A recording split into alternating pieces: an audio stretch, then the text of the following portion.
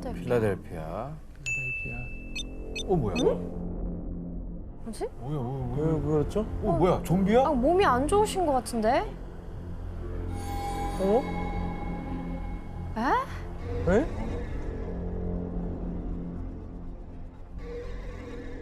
이거 뭐예요? 뭐 아픈 거 아니에요? 퍼포먼스인가? 퍼포먼스. 실제로 에? 진짜 심각한. 왜 저렇게 멈춰 있죠? 이거는 좀 뭐야? 남낭 팁집이야? 뭐야? 에?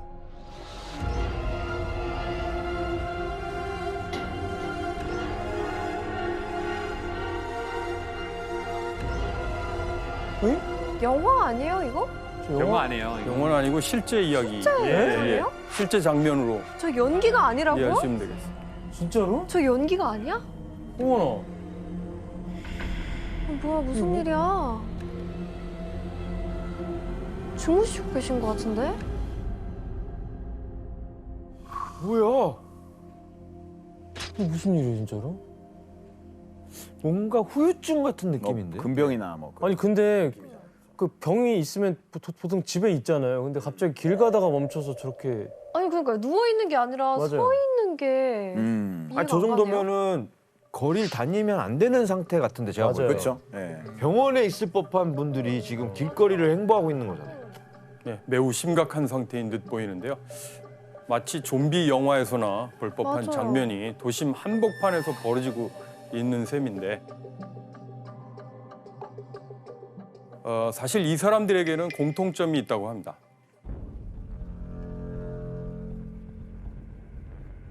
모두 펜타닐이라는 약물에 취해 있다는 건데요. 아 마약이에요? 아 처음 들어보는데. 나도.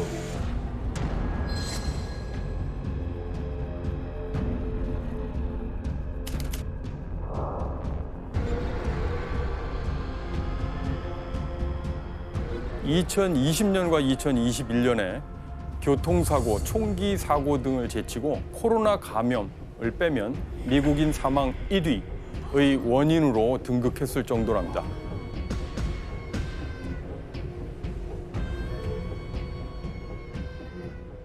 사실 미국은 20세기 초 이래로 아편, 마리화나, 헤로인, 코카인과 같은 마약에 침식당하고 있다고 해도 과언이 아닌데요. 그렇다면 이 위험한 마약들 대체 다 어디에서 미국으로 들어온 것일까요? 야, 21세기에 미국으로 들어오는 마약 유통의 큰 부분을 차지하고 있는 건 바로 이웃나라 멕시코입니다. 그리고 남아메리카의 콜롬비아입니다. 국제 마약계에 말하자면 양대 산맥과도 같은 나라인데요. 맞아요 유명하더라고요. 멕시코와 콜롬비아는 이제 마약 밀매 조직들의 존재 때문에 매년 세계에서 치안이 가장 불안한 나라나 도시 목록에서 빠지지 않고 있는데요. 멕시코에선 아편이나 마리화나의 복용이 적지 않았다는 것이죠. 게다가 당시는 미국과 멕시코 간 두 나라의 국경 간 이동 제한이 매우 느슨한 편이어서 이 마약들은 미국으로도 흘러들었다고 볼 수 있습니다. 멕시코의 서북부 지역이랄까요? 또는 중북부 지역이 굉장히 중요한 지역으로서 1970년대 초부터 생아편, 마리화나를 재배해서 판매하는 그런 핵심적인 지역이라고 볼 수 있습니다. 그러면서 본격적으로 국제적인 마약 밀거래업자가 된 것입니다. 처음에 그 체계는 매우 단순한 편이었다고 알려져 있습니다. 이를 판매하고 운송하는 구역을 가리켜 플라사라고 불렀는데요. 영어식으로는 플라자라고 할 수 있죠. 플라사. 당시 플라사의 규모는 작은 마을이나 도시 정도였다고 합니다. 그러다가 국경 도시 티후아나가 마약의 유입 경로로 자리 잡게 되고 멕시코에서 미국으로 유입되는 마리화나의 양은 1970년대 초만 하더라도 더 이상 두고 보기 어려운 수준에 이르렀다고 합니다. 하면은 당시에 그 미국 사람들이 저 그 마리화나를 얼마나 피운 거예요? 전체 마리화나 소비량의 50%에서 60%가 멕시코산이었고 마리화나를 그 사용하는 사람의 숫자는 150만 명을 넘었대요. 150만 명? 예, 엄청 많이 배웠죠. 엄청 많이 했네요. 예. 이 시기 마리화나가 미국에서 사회적 문제로 떠오른 데는 당시 젊은이들 사이에 크게 유행했던 문화가 큰 영향을 미쳤습니다. 뭐였을까요? 사진으로 확인해 볼까요? 아, 히피 문화인가요? 히피네, 히피. 네. 사진 보니까 바로 히피라는 단어가 떠오르시는 모양인데요.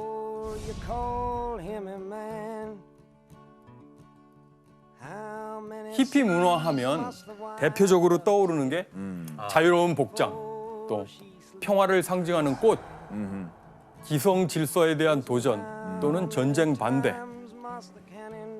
그리고 마리화나였습니다. 맞아요, 맞아요. 당시 젊은이들은 너도나도 마리화나를 많이 복용을 했는데요. 그런데 당시에 마리화나뿐 아니라 다른 마약 복용도 이제 점점 심각해지고 있었는데요. 그리고 그 문제는 당시 미국이 여전히 치르고 있었던 역사적인 전쟁, 베트남 전쟁과도 연관이 있습니다.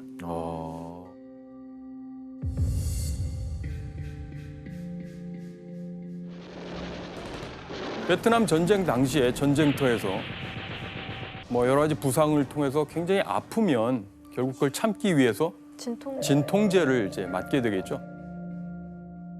그런 마약성 진통제에 익숙해져 있던 참전 군인들이 미국으로 돌아와서도 그 마약을 끊지 못했던 것이죠. 그래서 사회적인 문제가 커졌던 것인데요. A congressional report has estimated that 10 to 15% of American servicemen in Indochina are heroin addicts.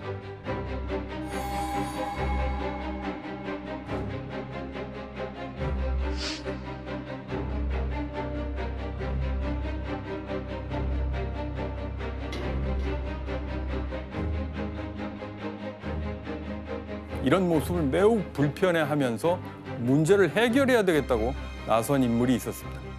혹시 누구였을까요?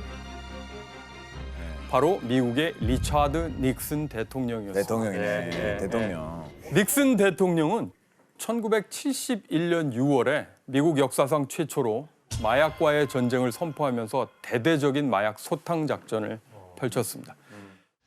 America's public enemy number one in the United States is drug abuse. In order to fight and defeat this enemy, it is necessary to wage a new all-out offensive. This will be a worldwide offensive dealing with the problems of sources of supply as well as Americans who may be stationed abroad wherever they are in the world. 국가 차원에서 나선 거네요. 그렇죠. 얼마나 심각하면 대통령이 저걸 지금까지 하겠어요. 인정하는 마약 거네요. 근절을 그 위한 얼굴 표정이 네. 어때 보이죠? 너무 어두워요. 굉장히 화가 많이 단호해 나셨어요. 보여요. 예. 그게 발표문에서도 확인됐듯이 이 마약에 대처하는 닉슨 대통령의 태도는 매우 강력했죠.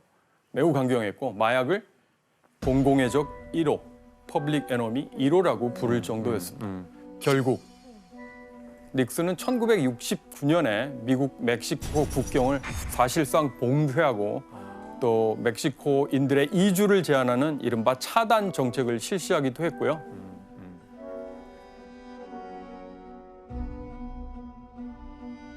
특히 마약 문제 해결을 위해서 1973년 7월에 이 조직을 창설하기도 했습니다. 바로 DEA라고 하는 DEA. 마약 단속반. 그러니까 마약 전담 번역을 하면 경찰관이죠. 미국의 마약 단속국 이렇게 이제 음. 되는데요. 따로 생길 정도로.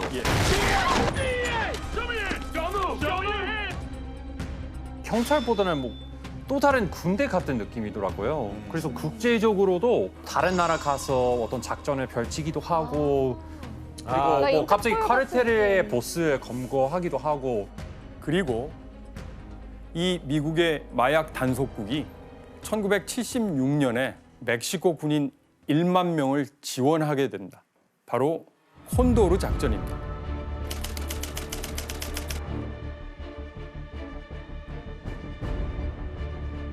콘도르 작전을 통해서 미국의 DEA는 멕시코의 블랙호크 헬리콥터를 제공한다든가 해서 마리화나 초목에 제초제를 뿌리는 방식을 취한 것이었습니다. 그래서 이 작전으로 1977년 한 해만 하더라도 약 38제곱킬로미터에 달하는 마리화나 밭이 파괴됐다고 합니다.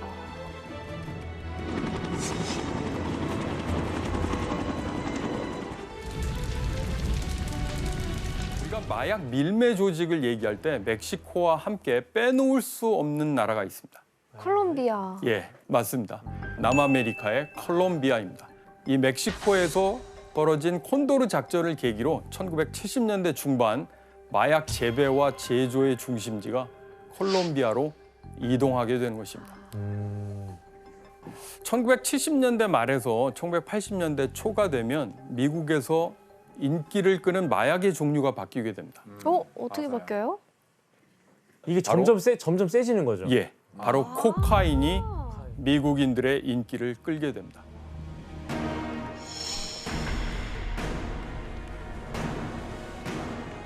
우리가 잘 아는 콜라나 코카인의 원료가 코카 나무 잎입니다. 사실 이 코카 나무 잎 자체가 마약은 아니거든요. 그래서 코카 나무 잎에서 많은 양을 농축해야 되는 과정이 또 있는 것이죠. 간단한 가공 과정을 거치면은 코카 페이스트, 코카 반죽이 만들어집니다. 이것을 결정화 과정을 거쳐서 벽돌 형태의 순수한 코카인으로 유통시키죠. 그리고 이 코카인 유통 과정에서 핵심적인 역할을 했던 것이 바로 나르코 트라피칸테, 줄여서 엘 나르코라고 이제 부르는데요. 오늘 강의에서는 그들을 마약 카르텔이라고 부르도록 하겠습니다. 그리고 그 중심에 바로 콜롬비아의 가장 강력한 마약 카르텔인 메데인 카르텔이 있었습니다. 그럼 그 메데인 카르텔의 두목, 보스는 누구였을까요? 이거 봤어요. 많이 봤어요. 이 머그샷이 굉장히 유명해요. 굉장히 그쵸. 유명해요. 이렇게 막 보통 웃고 있는 머그샷 거. 찍을 때는 웃진 않잖아요. 맞아요. 바로 지금까지도 전 세계에서 회자되는 악명 높은 마약왕인데 이름은 파블로 에스코바르입니다. 에스코바르. 콜롬비아는 코카인 가공뿐 아니라 항공 또는 해상 운송을 통해서 미국으로 직접 실어 나르게 되는데요. 그의 전성기인 1980년대 미국으로 유통되는 코카인의 80%가 이 메데인 카르텔을 거쳤다고 해요. 정말 80%요? 예, 엄청나지 않습니까? 독점이네요, 독점. 예, 가히 독점이라고 할 수 있고요. 와. 1980년대 메데인 카르텔은 하루에 최대 6천만 달러? 최대입니다. 1년에 추산해 보니 40억 달러 정도의 수입을 올렸다고 4조 원? 알려져 있습니다. 잠깐만, 4조 원 맞죠? 40억 달러. 4조 원. 예, 4조가 넘어가는 그 당시에 4조 원. 와. 그러니까 맞아요. 70년대에 와. 이게 원래 마리화나는 크기가 더 컸어요. 그래서 이제 파는데도 한계가 있었고 그랬는데 코카인은 거기서 개발했을 때 훨씬 작고 한 가격 한 3배 정도 더 비싸게 팔 수 있기 때문에 가루니까. 저는 훨씬 많이 근데 받아요. 1년에 그렇게 번다는 거 아니에요? 아유, 너무 정의롭지 못하다. 대박이다. 크리스티안 씨가 잘 말씀해 주셨듯이 이 코카인은 1kg에 1,000달러 정도라고 하면 메데인 카르텔의 조직원들은 그 1kg을 최대 7만 달러까지 받았다고 합니다. 예, 상당한 폭리를 취한 셈이죠. 맞아요, 맞아요. 이 때문에 메데인 카르텔은 마약 제국을 이루었고 카르텔의 보스인 에스코바르는 마약 왕에 등극하게 되었습니다. 그 템플릭스 시리즈에 보면 나르코스라는 시리즈가 있는데 그 시즌 1, 2 에스코바르 관련 얘기를 다 나와요. 네. 그 이제 드라마로 제작될 정도면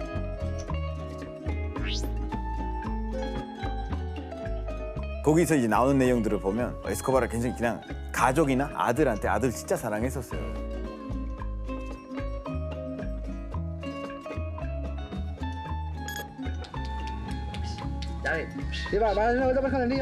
You can see that they are all happy. My father was just started involving in the drug trafficking business, so he was doing well. The video was taken and he was giving me a bicycle as a birthday present.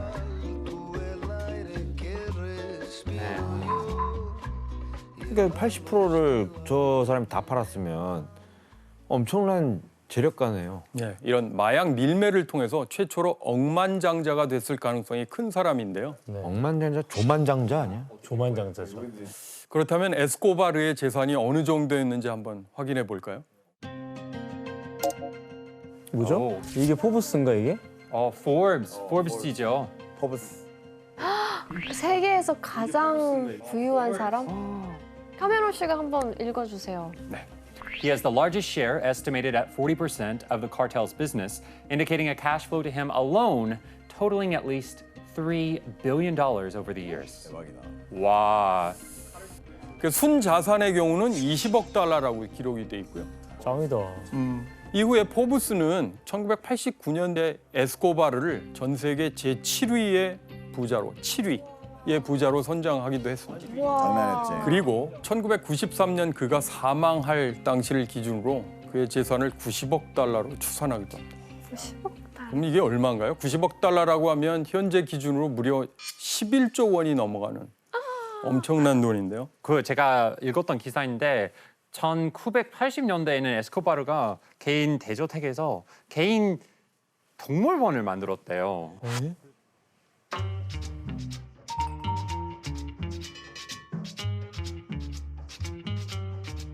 콜롬비아에서 보기 힘든 동물들을 집안에다가요? 지방에다가 들여놓고 뭐 기린, 하마, 코끼리 같은 그 콜롬비아에서 보기 힘든 동물들을 지방에다가 들여놓고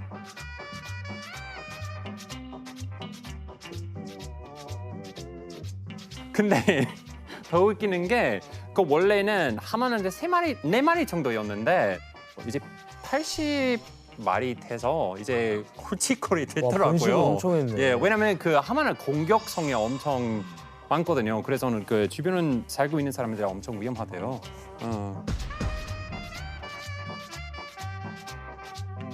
아마 되게 위험해요. 진짜? 맞아요. 악어보다 위험하다고 얘기 들었어요.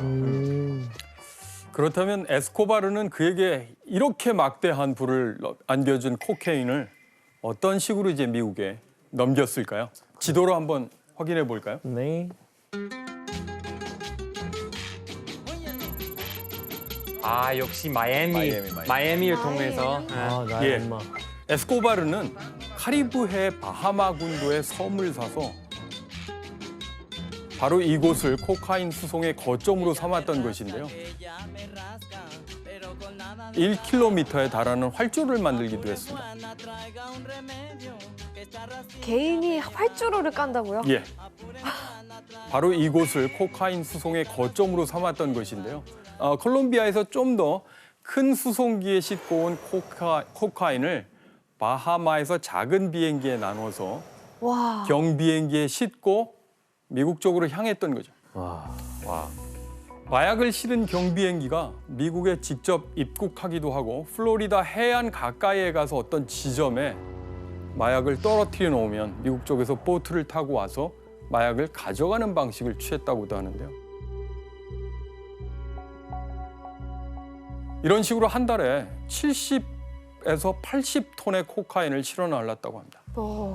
그 정도 상상도 안 돼요. 얼마나 큰지. 와. 그런데 대박이다. 이렇게 에스코바르가 거대한 마약 제국을 만들 수 있었던 데는 그의 일 처리 방식도 큰 역할을 했다고 하는데요. 에스코바르의 일 처리 방식은 바로 이 말로 설명할 수 있습니다. 플라타 오 플로모. 이거는 플라타는 은이라는 뜻이에요. 플로모는 납.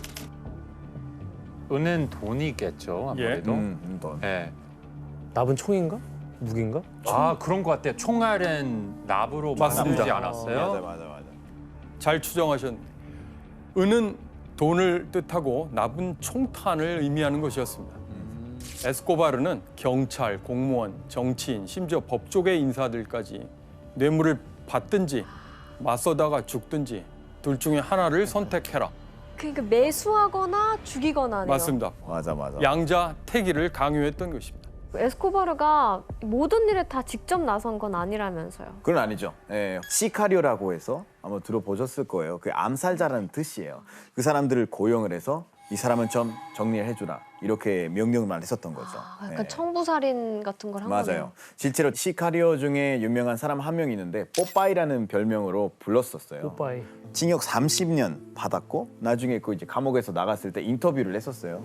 에스코발이랑 같이 일하는 동안 한 300명 정도 자기가 죽였다고. ¿Cuántas personas mató Popeye? Pues yo realmente de mi propia mano, por los procesos, calculo que unos 250 y tengo que ver la muerte para de unos 3.000. 그 정도 거물이면은 와. 뭐 2015년인가에 유명한 영화, 굉장히 잘 알려진 영화 시카리오가 개봉돼가지고 아마 2편까지 나온 것으로 알고 있는데요. 그게 살인자 또는 청부살인업자를 가리키는 표현이라고 볼 수 있어요. 그런데 이런 무자비한 방법으로 메데인 카르텔을 운영했던 에스코바르에게 또 다른 직업이 생기게 됩니다. 자, 여기서 문제 하나를 내도록 하겠습니다. 좋은 일 하는 거 아니야 또? 아니야 또 정치적으로 나갈 수도 있어 이게 또 돈이 많다 보면. 에스코바르는 메데인 카르텔을 운영하는 것 외에 새로운 직업을 얻어 깜짝 놀랄 행보를 보였는데요. 무엇이었을까요? 네, 정치를 하려면 이 대중들의 지지와 사랑을 받아야 되는 거잖아요. 맞습니다. 우선 국회의원이 된 에스코바르의 모습을 영상으로 확인해 볼까요? 됐어요 심지어? 아, 예. 보세요. 콜롬비아 스토리는 진짜 색달라요. 진짜. 됐다고? 한번 보세요.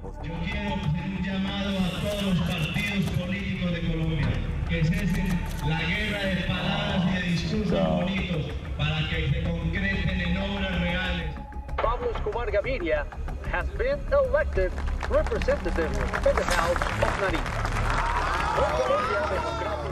와, 와 당선됐어. 그치 돈을 이렇게 뿌리면 아 경제력을 내세워서. 와. 아니 난 도전만 하는 줄 알았지 된 줄은 몰랐어요. 근데 이 경제를 장악한 사람이 정치까지 해버리면 뭐 경제도 지하 경제인 것인데요. 자, 그렇다면 이 마약왕은 어떻게 국회의원으로 변신할 수 있었을까요? 돈을 뿌렸겠죠. 좀 플라타 돈으로 매수했을 예. 것 같아요. 그 동시에 주요 활동 지역인 메데인에서 각종 지원 정책을 펼쳤기 때문입니다. 에스코바르는 빈민층을 위한 학교와 병원을 건설하기도 했고 성당과 집들을 대대적으로 수리하고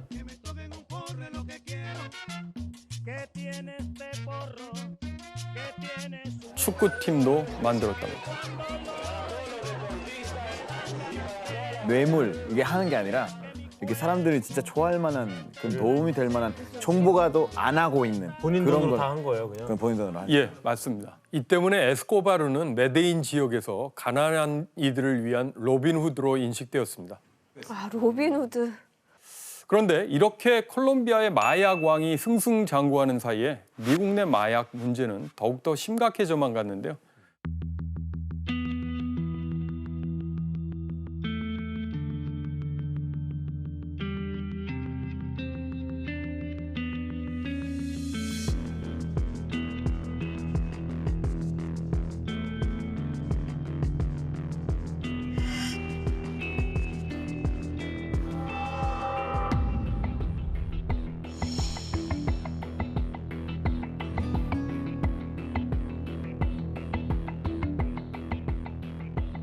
이 시사 주간지 기사 내용에 코카인은 미국을 대표하는 마약이다. All American Drug. 미국을 대표하는 마약이 강한 눈보라처럼 몰아친다. 코카인에게 붙은 일종의 별칭 같은 게 화이트 레이디라는 맞아요. 것이죠. 화이트 레이디 있죠. 네. 그리고 당시 포드사 연 매출이 약 370억 달러였는데 미국 내 코카인 정매출이 비슷했다고 하더라고요. 맞네 진짜 그 대기업 매출 수준이랑 비슷한 거네요 진짜. 그런데 이런 상황에서 한 가지 문제가 더 발생하게 됩니다. 코카인이 크랙이라는 형태로 미국에 들어오면서 상황이 더 심각해진 건데요. 이 크랙은 기존 코카인과는 달리 흡입하는 즉시에 환각 효과가 나타났고 중독성이 더 강하다고 알려져 있습니다. 또 가격이 좀 더 저렴했기 때문에 부유한 이들이 아니어도 구입이 가능했다고 합니다. 미국의 로널드 레이건 정부 역시 강력한 마약 단속 정책을 공표하고 나섰습니다.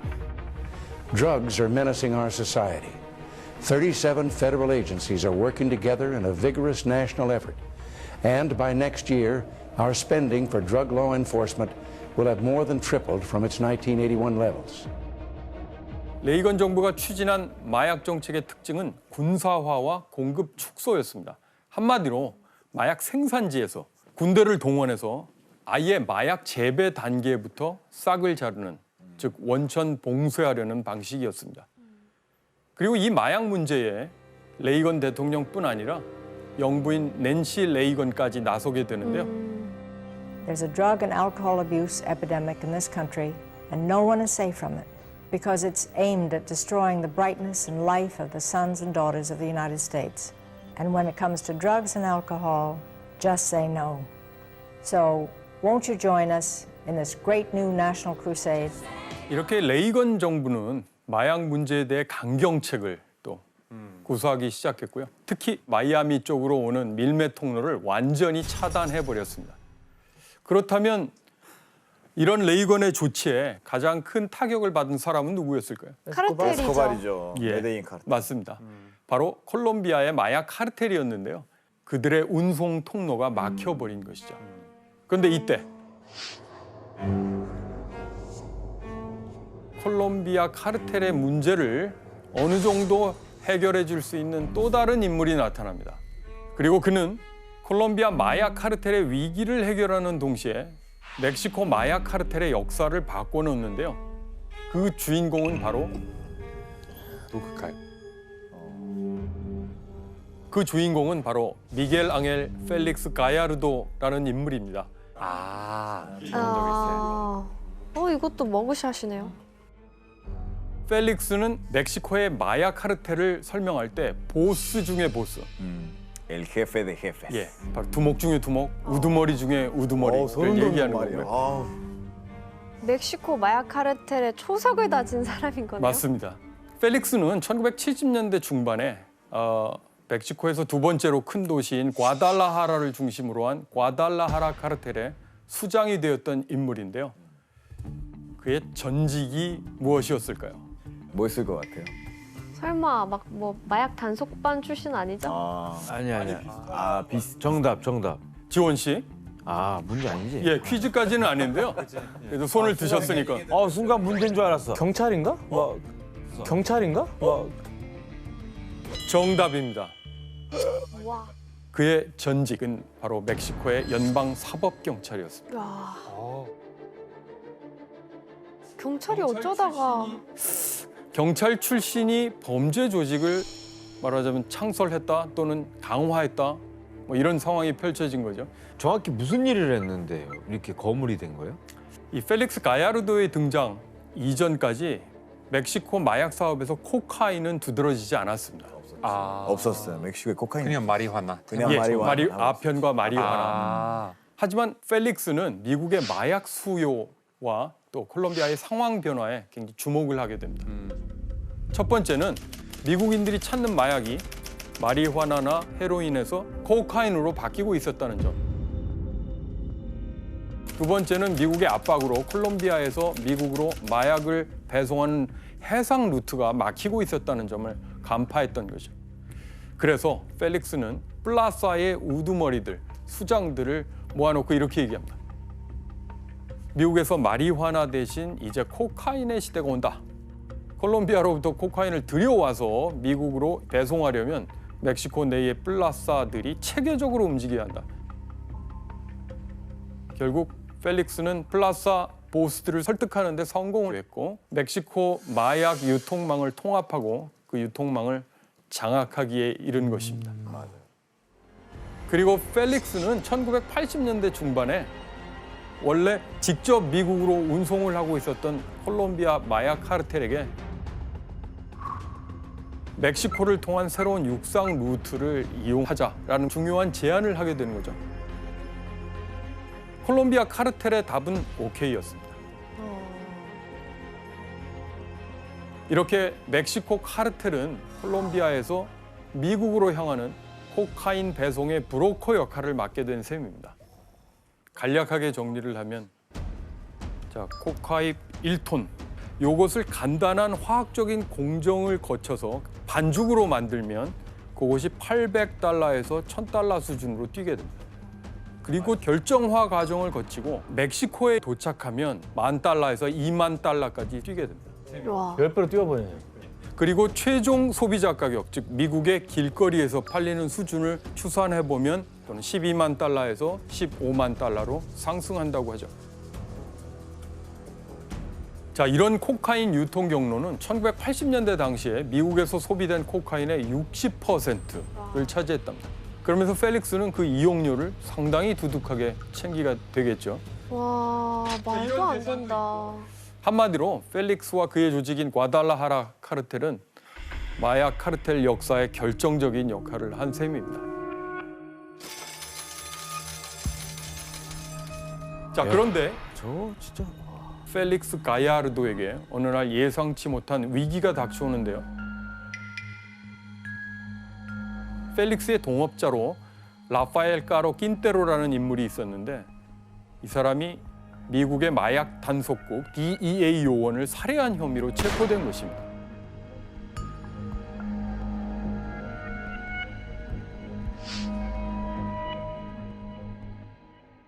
자, 이 사건은 이 낀테로라는 사람이 소유한 1000헥타르 규모의 마리화나 농장을 멕시코 당국이 급습해서 불태워버린 사건에서 시작됐습니다.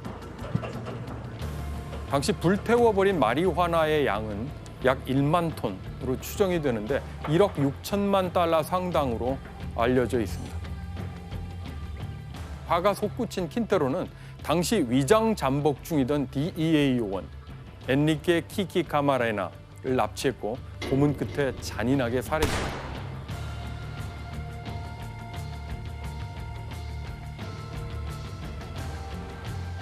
실제로 그 코먼을 했던 그 집 뒷마당에서 거기서 이제 시체를 버리고 갔는데 그냥 대놓고 네 근육이 드러나 있었고 저기 창도 그렇고 다 그냥 실제 내부 기관들이 다 네, 밖으로 나와 있었고요. 맞아요. 나와 있었고 머리 쪽에서도 드릴로 구멍을 뚫은 그런 흔적까지 있었는데 뭐 거의 악마적인 범죄인 셈인데요. 너무나 비인적인 방법으로 고문을 했었던 거죠. 예, 이 사실을 알게 된 미국 정부는 어떻게 대응했을까요? 명분이 생겼다 아닙니까, 명분. 그렇지, 뭐 가만히 있잖아요. 이제 명분이 확실히 또 생겼. 기회이기도 한 셈이죠. 뿌리 뽑아야죠. 우선 레이건 대통령부터 나서서 이 사건에 대한 특별 담화문을 발표하는데요. Enrique Camarena Salazar, Special Agent of the Drug Enforcement Administration, was conducting an undercover investigation in Guadalajara, Mexico to smash a ring of drug traffickers. He was kidnapped, tortured brutally, and killed. In the crusade for a drug-free America, these heroes gave all that they had and all that they were. Let us do all that we can to honor their memory.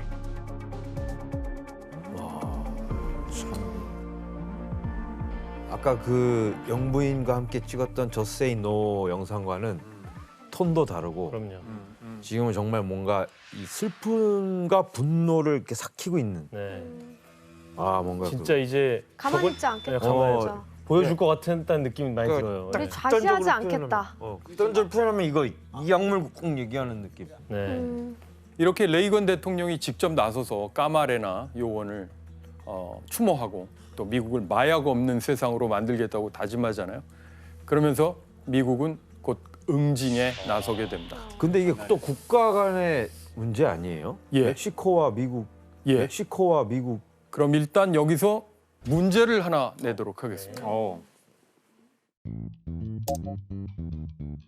미국은 카마레나 살해 사건에 대한 응징을 가하는 과정에서 멕시코 당국을 압박해 이것을 요구하는데요. 이것은 무엇일까요? 정답. 규현 씨? 미국의 요원들이나 이런 미국 정부에서 파견한 사람들이 멕시코 내에서 수사할 수 있고 체포를 할 수 있는 권한을 달라. 정확한 답입니다. 규현 씨 정답입니다. 맨날 맞추네. 멕시코 내에서 무장 추적 활동을 벌이게 됩니다. 1985년 3월에 FBI 요원들이 파견돼서 사실상 멕시코 경찰과 또 군병력 일부까지 지휘하는 셈입니다. 그래서 카르텔 두목들을 체포하게 되는데요. 특히 까마레나의 납치 용의자로 지목됐던 3명을 모두 잡았다고 합니다. 킨테로도 이 과정에서 체포됐고 결국 그는 DEA 요원을 납치하고 살해한 혐의로 40년형을 선고받게 되었습니다. 멕시코의 마약왕 그 펠릭스는 네. 어떻게 됐어요? 전방위적으로 이제 압박을 하는 사이에 그래서 펠릭스는 미국의 추적을 피하기 위해서 가족들과 잠적을 했는데 그 전에 그가 한 일이 있습니다. 자기 그 카르텔 영역을 조직의 부하들이나 자기의 친척, 지인들에게 분할해 준 것인데요. 그 뒤 과달라하레 카르텔은 티후아나, 시우다드 후아레스, 또 멕시코만, 골포라고 부르는 시날로아 등등 여러 곳의 카르텔로 분할 발전하게 됩니다. 그래서 이 펠릭스의 조직 분할 작업은 현재 멕시코 마약 카르텔의 출발점이라고 볼 수 있는 것이죠. 단독으로 하다가 독점으로 하다가 아예 그냥 프랜차이즈처럼. 프랜차이즈를 냈네. 아주 효과적인 비유였는데요. DEA 요원이 살해됐는데 또 미국이 강하게 거기에 응징하는 과정에서도 굉장히 역설적이게도 마약 카르텔을 곳곳에 확산시키는 또 계기를 마련하게 된 것입니다. 크리스티안 씨, 그 펠릭스는 절대 안 죽어도 안 잡혀요? 그 89년 4월에 그때는 잡혔어요. 잡혔어요? 네. 아.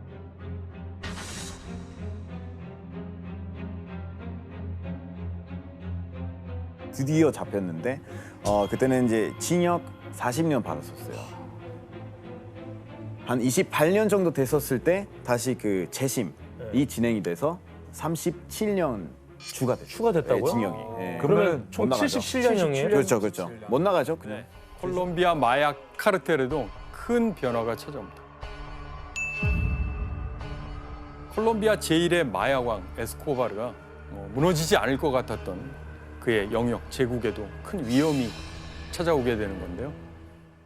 메데인 카르텔을 이끌고 있었던 그 에스코바르가 그 하원에 입성을 했고 네. 활동을 하다가 당시에 이제 법무부 장관이 에스코바르의 실체 또 경찰 매수 현황 등에 대한 각종 비리 행위를 폭로한 데다가 콜롬비아의 유력한 일간지인데요. 엘 에스펙타도르의 경우는 에스코바르를 코카인 밀매업자다라고 대대적으로 보도했습니다.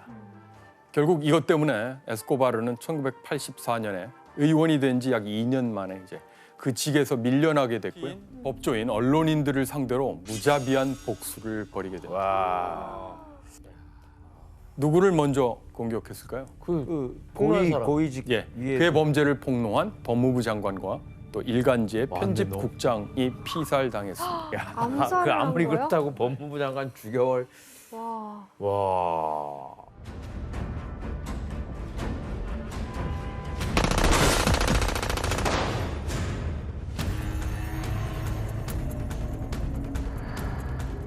거기에만 그친 게 아니라 그 일간지 건물을 몇 년 뒤에 폭탄 테러하게 됩니다. 아이, 건물 자체를요? 예. 와. 진짜 무서운 사람이네. 상황이 그 정도였으면 이제 콜롬비아 정부는 이제 가만히 있지 않을 것 같은데. 네. 정부는 군대를 투입해서 마약 카르텔을 진압하기 시작합니다. 그리고 1985년에 이 마약 카르텔로서는 가장 두려워하는 것이 현실화되는데요. 그것은 미국과 범죄인 인도 조약이 처음으로 실행이 되는 것입니다.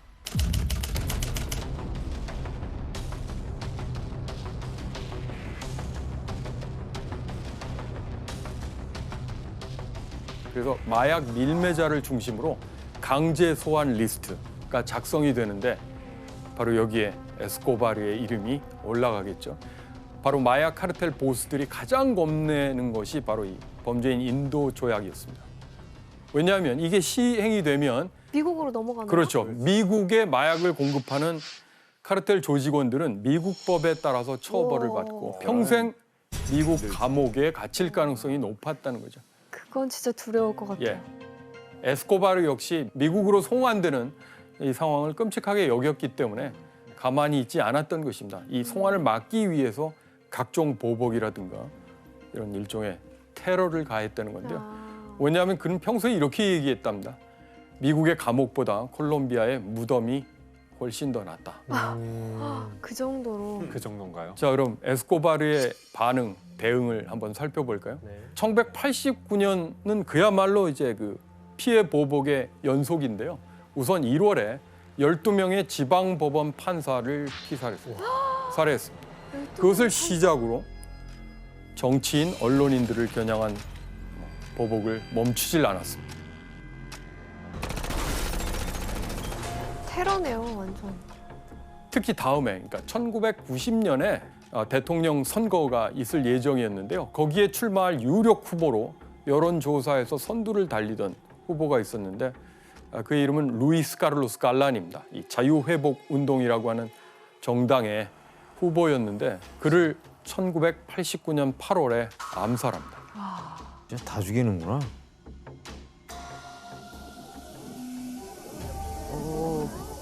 이거 암살하는 사건이에요? 바로? 저 사람들 틈에 있는데 어떡해. Allá está, mira. 유세 도중에 El que está claro es un guardaespaldas del que cayó herido. 어머.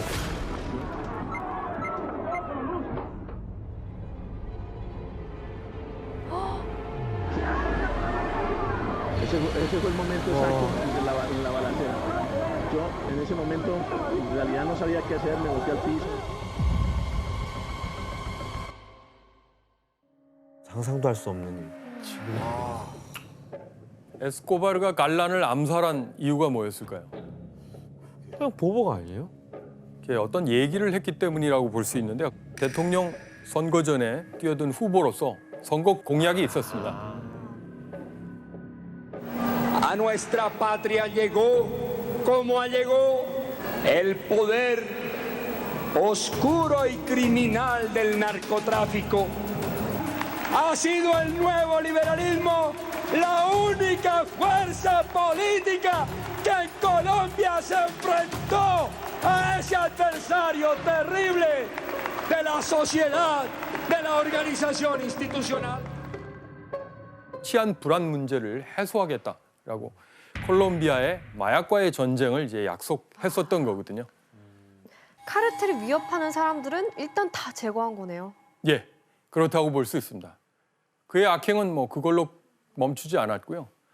콜롬비아 그 국내 항공 아비앙카 항공이라고 있는데 그 203편이 이륙한 지 얼마 안 돼서 폭발하는 사고가 발생합니다.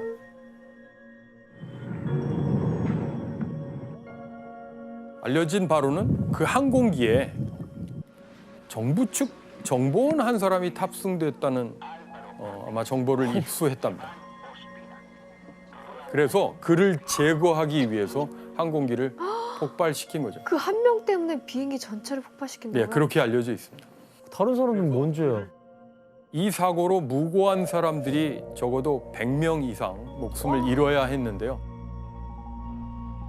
그런데 이 비행기 사고에서 극적으로 목숨을 건졌다 할까요? 그런 사람도 있습니다.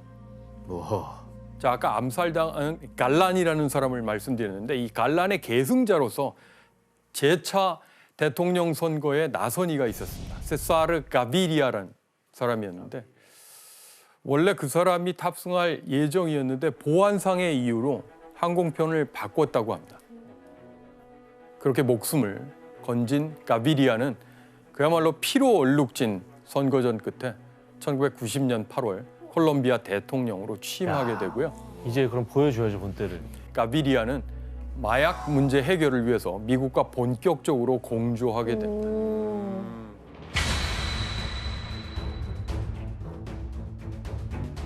Que el gobierno acude a esta medida desde que fuera sancionada la Constitución de 1991 y no tengo duda de que se trata de una decisión necesaria para asegurar la convivencia ciudadana y el orden público nacional. 이렇게 에스코바르는 미국 정부 또 콜롬비아 정부에게 쫓기는 신세가 되는데요. 자, 여기서 문제 하나를 내도록 하겠습니다. 쫓기는 신세가 된 에스코바르는 범죄인 인도를 피하기 위해 콜롬비아 정부에 한 가지 제안을 했다고 알려져 있습니다. 어떤 제안이었을까요? 콜롬비아 콜롬비아 정부가 해외에서 여기저기서 빌린 빚을 내가 갚아줄게 대신. 정답입니다. 나라의 비. 예, 쫓기는 신세가 된 에스코바르는 콜롬비아 정부의 부채 중에 일부를 자신이 갚겠다고 제안합니다. 당시에 콜롬비아 정부의 외채가 한 약 170억 달러 정도로 추산되는데요. 그중에 적어도 10억에서 20억 달러 가량을 자기가 갚겠다라고 제안을 한 것이죠. 그렇다면 이 제안을 콜롬비아 정부가 받아들였을까요? 아니죠. 그 개 에스코바르를 잡고 그냥 그 다 재산을 환수하면 돼요. 맞아요. 어차피 우리 건데 그거를 왜 제한을 하냐. 네, 좋은 추론입니다. 콜롬비아 정부는 제안을 일단 거절했습니다. 하지만 그 거절로 양자 간의 협상이 끝난 것은 아니었는데요. 에스코바르는 1991년 정부와 다시 협상을 거쳐서 결국 자수하게 됩니다. 그러면 또다시 벌였던 그 협상의 내용은 뭐였을까요? 예? 에스코바르가 정부에 자기가 콜롬비아 내에서 벌이는 보복 행위를 멈추겠다. 그러니 미국으로의 인도를 멈춰달라라고 요청을 했다고 알려져 있습니다. 그리고 자수를 하면서 자신이 갇히게 될 교도소를 스스로 짓겠다고 제안을 했는데 스케일이 달라. 자, 이번에는 어땠을까요? 정부가. 놀랍게도 정부가 그 제안에 응하게 됩니다. 그럼 왜 또 응하지? 왜 그 제안을 받아들였을까? 뭐 일종의 정부로서는 그 보복 테러 행위가 멈춰졌다라는 게 또 굉장히 큰 하나의 포인트였겠죠. 맞아요. 그런데 그가 갇힌 교도소는 말이 교도소지 사실 초호화 저택과 크게 다르지 않았는데요. 그 교도소 얘기 들으셨어요? 얘기 들었죠. 뭐 그 어땠대요? 유명했었어요. 그 라카테드랄이라고 불렀었는데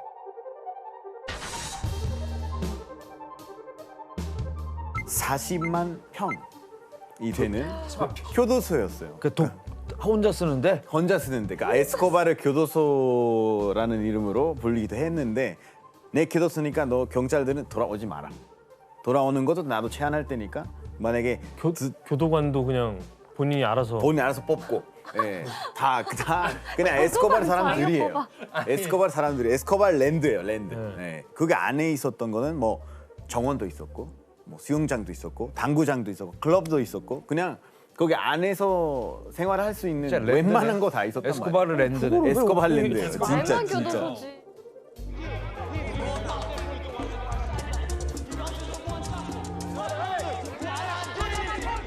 교도소가 아니라 호텔이었네요. 예, 맞습니다. 아니 이미 사형되고도 남을 범법 행위인데. 자, 이게 굉장히 기가 막힌 상황인데요. 이런 기막힌 황당한 시츄에이션이 오래 이어지진 않았는데요. 그래 사이다가 있어야 돼. 왜 그랬느냐? 미국이 콜롬비아에 계속 에스코바르의 송환을 압박하게 됩니다. 이 사실을 알게 된 에스코바르는 결국 자기가 지은 이 초호화 감옥인데요. 거기서 1년 만에 1992년 7월쯤에 이 감옥을 스스로 탈출하게 됩니다. 와, 탈옥까지 했어요? 그러다 미국의 국방부 CIA, DEA와 콜롬비아의 특수부대가 공조한 끝에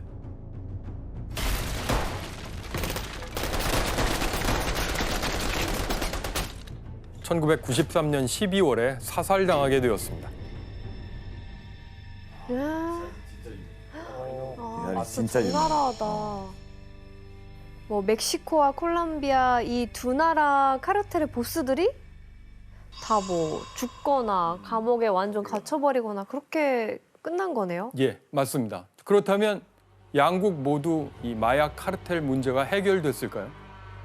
아니죠. 아니에요. 또 밑에 애들이 또 이제 카르텔을 하죠. 두 나라가 좀 다른 모습을 보입니다. 크게 보아 콜롬비아 메데인 카르텔의 경우는 그 수장 에스코바르가 제거되면서 크게 타격을 받았다고 합니다. 왜냐하면 메데인 카르텔은 철저히 에스코바르를 중심으로 굉장히 응집력 있는 조직으로 운영됐기 때문이고요. 반면에 멕시코의 마약 카르텔은 오히려 더 강성해진 측면이 있는데요. 어떻게 이렇게 세력을 확장시킬 수 있었을까요?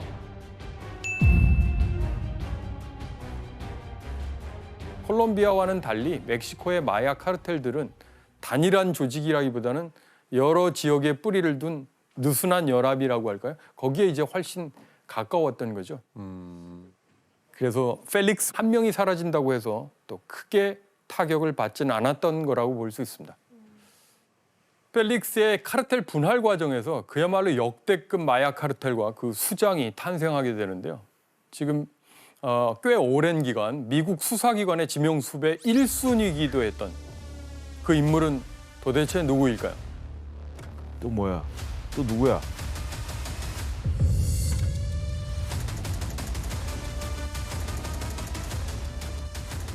바로 시날로아 카르텔의 보스 호아킨 엘 차포 구스만입니다. 엘 차포. 시날로아는 멕시코 마약 카르텔의 요람과 같은 곳입니다. 펠릭스 가야르도의 고향이기도 했고요. 여기 이제 시날로아 그 아주 오랫동안 그 마약 생산 또 배송의 요람이라고 볼 수 있고요. 카르텔의 요람이라고 볼 수 있습니다. 그다음 이제 치와와 두랑고. 자, 그래서 이 셋을 가리켜서 멕시코의 골든 트라이앵글인 셈입니다. 여기로부터 국경지대까지 바로 이제 마약 생산과 운송의 중요한 루트가 되는데요. 미국으로 밀매되는 마약의 65%가 바로 이 시날로아 카르텔을 통해서 유통된다고 추정되었습니다. 끝이 없네, 끝이 없네. 이 막강한 카르텔의 수장이 호아킨 엘 차포 구스만이었던 것이죠. 구스만이 그 펠릭스의 뒤를 이어서 이 카르텔을 발전시키고 있는 것 같은데 어떤 방식으로 이 시날로아 카르텔을 발전시킨 건가요? 예, 그가 했던 일은 육상 운송 루트를 새로운 방법으로 업그레이드 시켰다고 볼 수 있습니다. 바로 지하 터널을 만들어서 활용하는 방식이었고요. 땅으로 다녔다. 땅을 팠다고?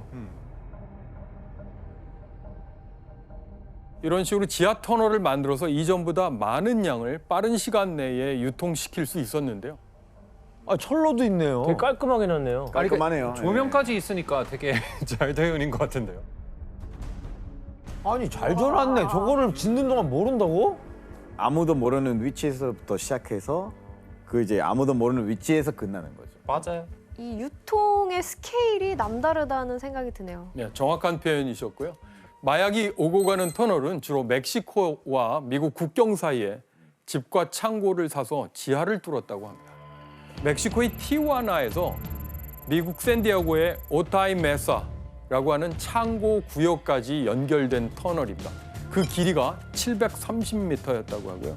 이렇게 구스만이 뚫어놓은 터널들은 최근까지도 곳곳에서 발견되고 있다고 합니다. 그러면 그렇게 해서 이송을 해서 이제 미국에 도착한 마약들은 뭐 또 그럼 그걸 유통해 줄 수 있는 사람이 또 있을 거 아니에요? 예. 현재로 보면 멕시코 마약 카르텔들은 밀수 업무를 담당하는 전문 인력들을 육성하면서 미리 확보하고 미국 내의 유통을 담당시키기 위해서 큰 도시, 예를 들어 로스앤젤레스, 댈러스, 시카고, 애틀란타 등의 거점을 두고 직접 유통을 해서 결국 수익을 높이는 방식이죠. 예, 그러고 있다고 합니다.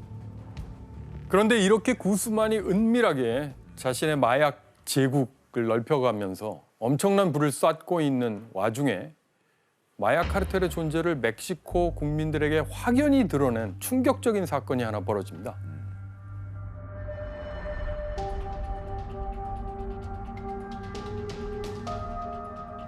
Bien, bueno, pues lamentablemente, como lo estabas mencionando, este lunes, alrededor de las 4 de la tarde, un grupo de personas fuertemente armadas con fusiles AK-47, o mejor conocidos como cuernos de chivo, perpetraron una balacera en el aeropuerto internacional Libertador Miguel.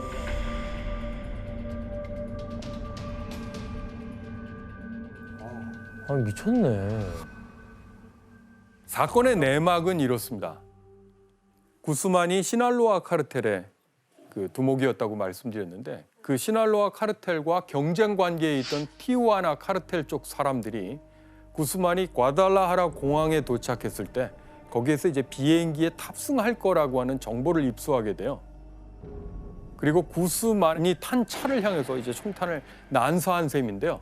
근데 문제는 그 차에 타고 있었던 사람이 구스만이 아니라 바로 오캄포 추기경이었다는 거죠. 아마 차 같은 모델을 타고 있었는데 그 차 추기경이 타신 차를 구스만의 차라고 오인한 이 청부업자들이 총을 발사한 아이고. 탓이었던 것입니다. 무슨 죄야 그게 추기경이. 멕시코 마약 카르텔의 세력 다툼에 추기경이 희생되고 만 것인데요. 이 비극적인 사고로 멕시코 사회는 큰 충격에 휩싸였습니다. A fin de que purificado de toda culpa lo hagas sentar junto a él en la mesa de tu reino. Por nuestro Señor Jesucristo, tu Hijo, que siendo Dios vive y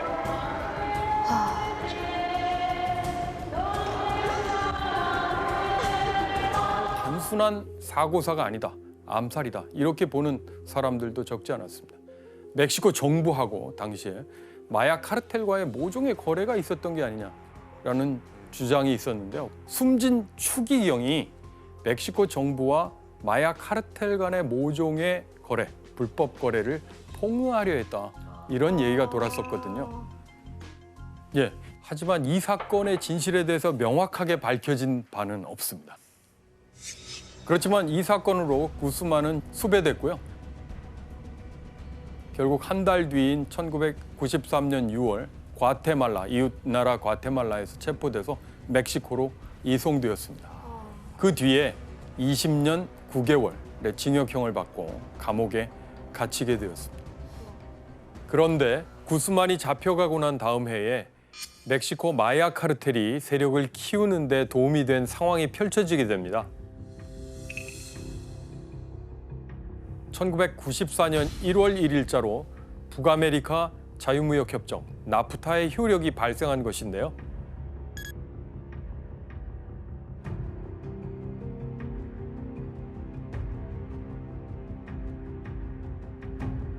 멕시코와 미국 간의 무역이 전반적으로 확대되면서 멕시코의 마약 산업이 급성장할 수 있는 발판이 된 것인데요. 바꿔 얘기하면 이 나프타가 이런 여건을 조금씩 조성을 하게 된 셈인데요.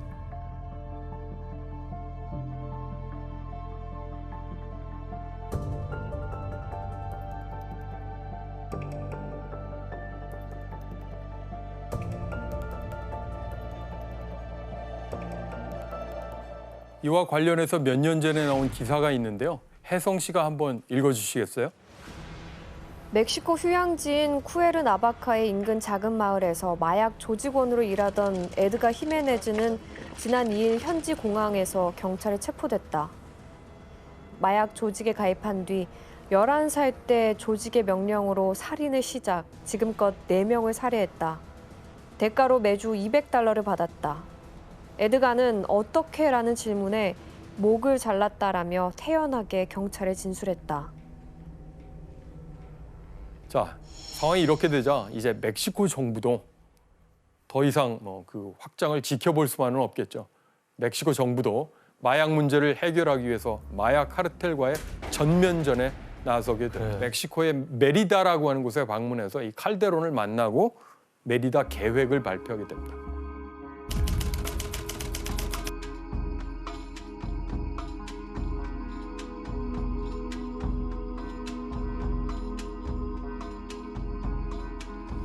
We discussed ways to make our nation safer, both nations safer, and both nations prosperous. President Calderon is taking a tough stand against organized crime and drugs, and I appreciate that. 마약 문제 척결을 위해 선택한 두 번째 방법은 바로 마약 카르텔의 수장들을 제거하는 것이었습니다. 왜냐하면 조직의 우두머리를 제거하면 조직이 무너질 가능성이 크다고 판단을 했거든요. 이렇게 근데 예전에 비하면 이게 지금 너무 분화돼 있어서 나는 이게 이 사람이 진짜 수장인지 아닌지도 의심스럽고 아니 누가 대리인으로 야 네가 나 대신 들어가 그럴 수도 있는 거고 막 거물급이 아니라서 난 너무 수사가 어려울 것 같아. 그런데 일단 수치로 보면 어느 정도 성과를 거뒀다고 얘기할 수 있는 대목이 있어요. 마약과의 전쟁을 선포한 이후에 5년 넘게 코카인을 한 110톤 정도 압수했습니다. 그리고 총기류도 뭐 거의 10만 건 이상, 그다음에 뭐 비행기도 500대 이상, 또 상당한 현금이 압류됐다고.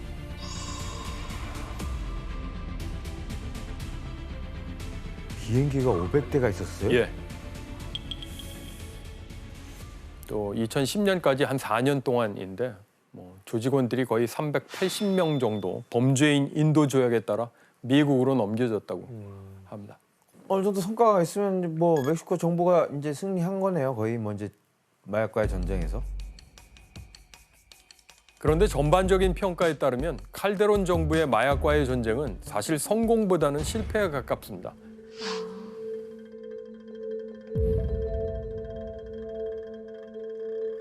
자, 칼데론이 이렇게 우두머리들을 제거하자 그 자리를 차지하기 위한 내부 경쟁이랄까 이게 훨씬 더 이제 격화됐고 카르텔과 카르텔 사이의 경쟁도 치열해졌죠.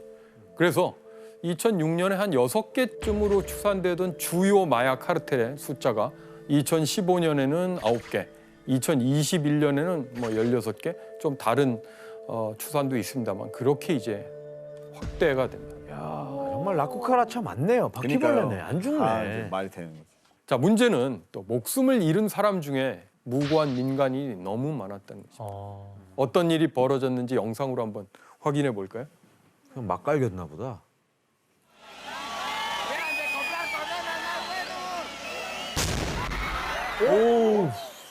오, 술탄 2개를 던져버렸다고?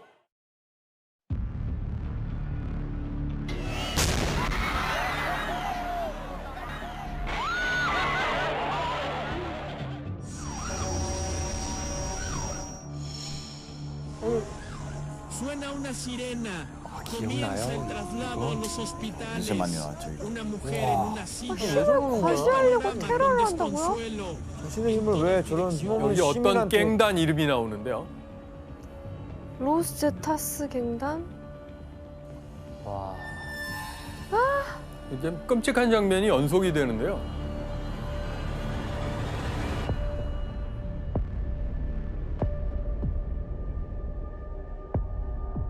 경쟁 중인 마약 카르텔 대원이랄까 거길 굉장히 강력하게 말하자면 이제 다툼을 벌이는 거고요. 그 와중에 무고한 시민들도 상당수 희생된다는 게 문제인 거죠.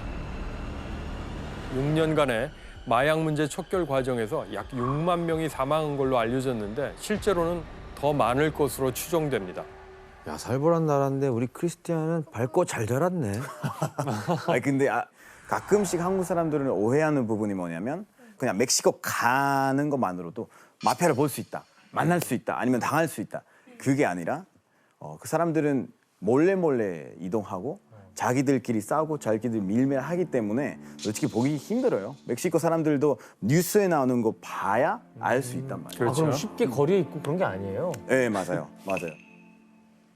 게다가 이 시기에 이 마약과의 전쟁을 강력하게 벌였음에도 불구하고 전례 없이 잔혹한 카르텔이 또 등장을 하는데요. 좀 전에 자료 화면에서 봤던 로스 세타스의 등장은 여러모로 충격을 주었습니다. 자, 문제를 하나 내도록 하겠습니다. 자, 로스 세타스는 그 핵심 구성원들이 원래 이 조직에 속해 있었기 때문에 더 충격적이었는데요. 어떤 조직이었을까요? DEA. 정답. 나도 그 생각. 지원 씨? DEA. 바로 맞추겠습니다. DEA는 오답. 미국 거기는 이제 미국 정부 기관이니까요. 경찰. 정답. 경찰 말고 카메론 씨? 특수수사원 같은. 수사원 말고 정답. 혜성 씨? 군대? 특수부대? 혜성 씨 정답입니다. 군대가 특수부대? 했다고? 예. 그 군대 그 뭐야 대통령이 마약과의 전쟁 마약과의 전쟁 선포했던?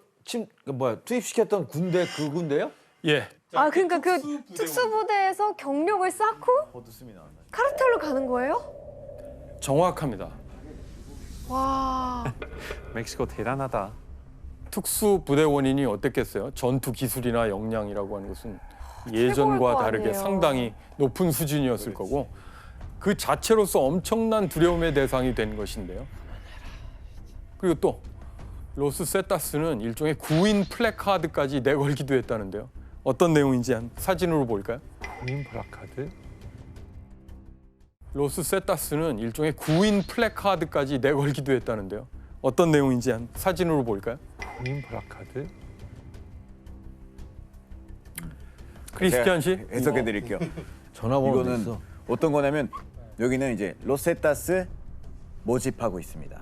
당신을 원한다. 군인, 엑스 군인 다 가능. 네. 월급도 좋고 음식도 주고 가족도 돌봐준다. 돌봐준다. 맞아요. 말도 안 되잖아요. 자, 이렇게 결과적으로는 그 2006년에서 2012년에 멕시코에서 벌어진 대대적인 마약과의 전쟁이 결코 성공을 했다고 보기 어렵습니다. 완전 실패인데요.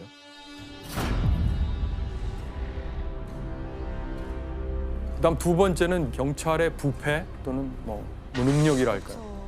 그걸 얘기하지 않을 수 없습니다.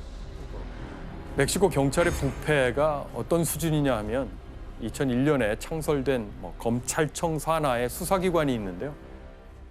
그 부패 혐의로 아예 2009년 6월에 그 조직 자체가 해체됩니다.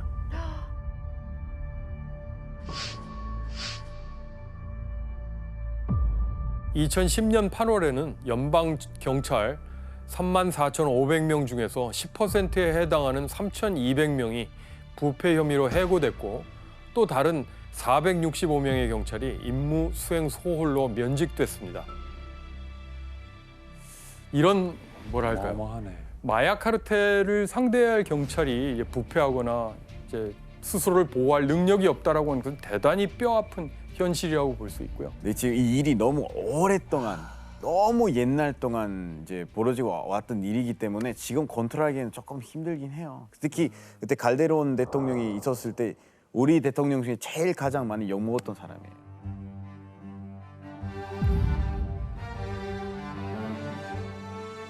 그리고 미국의 이중적인 역할을 지적하지 않을 수 없습니다. 자, 미국은 멕시코 마약 전쟁의 원인을 제공한, 왜냐하면 최대의 소비 국가이기 때문에.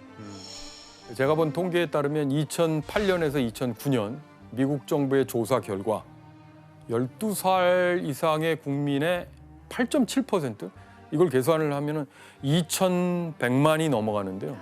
마약을 복용한 적이 있다고. 또 하나, 멕시코 마약 카르텔이 준군사화될 때에 그 사용하는 무기들이 도대체 어디에서 많이 올까요?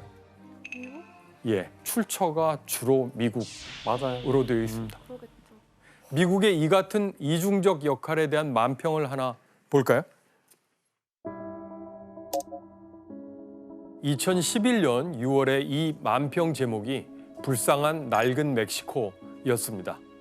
이 만평은 미국이 멕시코로부터 마약을 사들이는 와중에 총기를 수출한다는 것을 보여주고 있고, 결국 그래서 멕시코의 폭력 사태에 기여하고 있다는 것을 보여줍니다.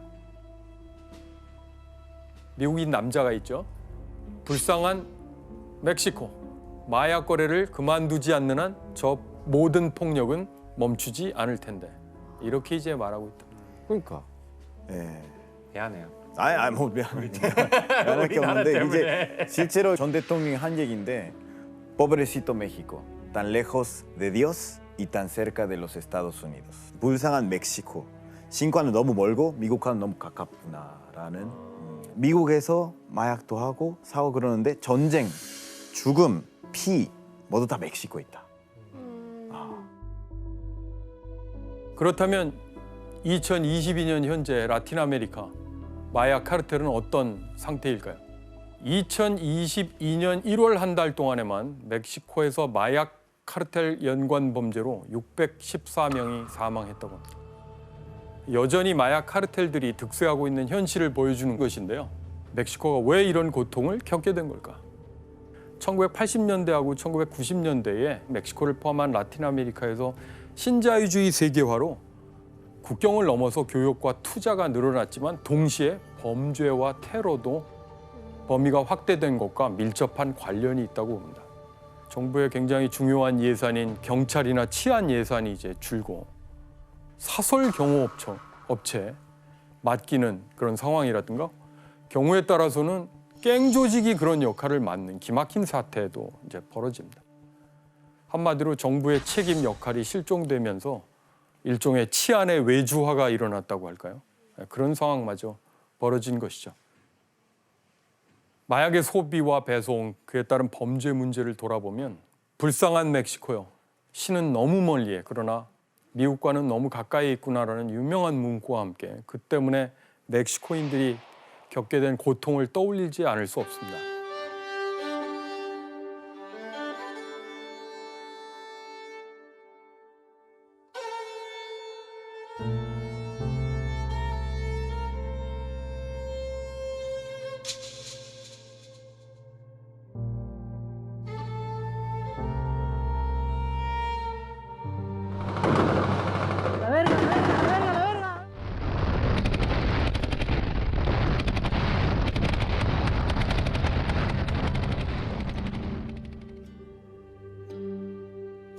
과연 안전하고 건강한 국민의 삶을 위해서 국가의 공적인 책임 범위가 어디까지여야 하는지,